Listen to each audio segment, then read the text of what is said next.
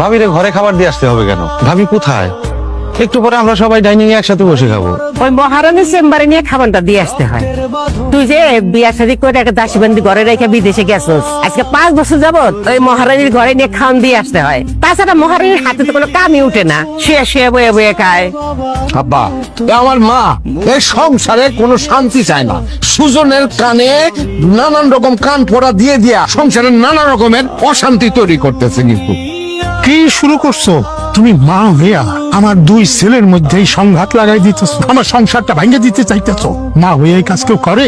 আব্বা, আপনি কিন্তু শুধু শুধু মারে বকাবকি করতেছেন। আমাদের এত বড় একটা সংসার, ভাবি যদি আসার একটু সহযোগিতা করে তাহলে তো ওর কষ্টটা কম হয়, তাই না?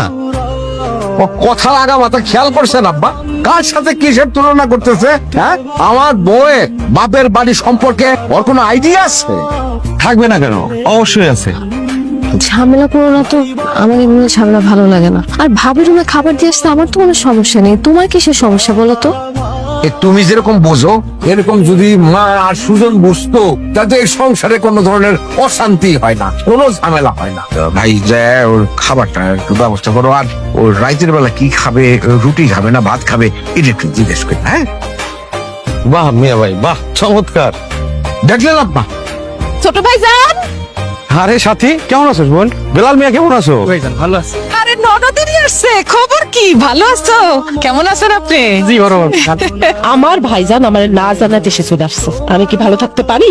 ভাইজান যদি আমাকে জানায়, তাইলে যদি আমরা বলি যে দামি মোবাইল ঘড়ি এগুলা চাই, এই জন্যই তো ভাইজান না জানায় চুপি চুপি চলে আইছি। আরে আমি তো কাউরে জানে আসি নাই, আমি তো ভাবছি সবাই সারপ্রাইজ দেবো। তুমি কি কোনো কাজ কাম করো নাকি এখনো বেকারি বসে আছো? শুনলাম সাবার বিয়ের জন্য নাকি তুমি অনেক টাকা পয়সা আর সোনার গয়না নিয়ে আসছো। তুমি দেখো নাই, বড় ভাইজানের বিয়াতে বড় ভাবিরে গা ভর্তি স্বর্ণ দিছে, নিজের বউরে অনেক স্বর্ণ গয়না দিছে। হ্যাঁ, আবার ছোট বোনের বিয়ে হইতাছে, হেরাও দিতেছে। কারণ হেরা হইলো ভাইজানের আপনজন। ওয়ারিও তুমি কেডা? হ্যাঁ, তুমি তো হ্যাঁ পর। তোদের বিয়ে তো আমার বিদেশ যাওয়ার আগেই হয়ে গেছে।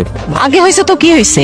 বড় ভাবি যদি পরের মাইয়া হইয়া গা ভর্তি গয়না পায়, তাহলে আমি কেন পাবো না? আমার ননদিনী রায় বাঘিনী বাড়িতে পদার্পণের পরেই আমার গয়নাগাটির দিকে চোখ পড়ে গেছে, আমার সাথে তুলনা শুরু করে দিছে। এটা তো ঠিক না। সুজন আমারে আমার বিবাহের সময় গয়নাগাটি দিছে, এটা জানার পরেই তো তুমি সুজনের বউ মানে আশার গায়ের সমস্ত গয়নাগাটি খুলে নিয়ে চলে গেছো। নাও নাই বলো?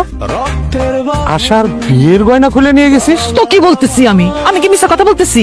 হ্যাঁ নিছি, 1000 বার তোমার কাছে গয়না চাইছি, তুমি কি গয়না পাঠাইছো? তুমি বিদেশ যাওয়ার আগে আমাকে বিয়ে হয়েছে, তাই বলে কি আমি গয়না পাই না? আব্বা টাকা পয়সা খরচ করে তোমার বিদেশ পাঠাইছে, সেই টাকায় কি আমার ভাগ নাই? সেই জন্য তুই আমার বউয়ের বিয়ের গয়না গায়ের থেকে খুলে নিবি? আমি কি করবো? আব্বার ভাইজানি তো আমি নিতে কইলো। আরে ননদি, তুমি দিনের পর দিন বাড়ির উপরে আইসা দপাদপি শুরু করছিলা, কথা কু কথা বলতেছিলা গয়নার জন্য। তখন আব্বা বাধ্য হইছে, তোমার ভাইজান বাধ্য হইছে তারে বলতে আশার গয়না নিয়ে যা।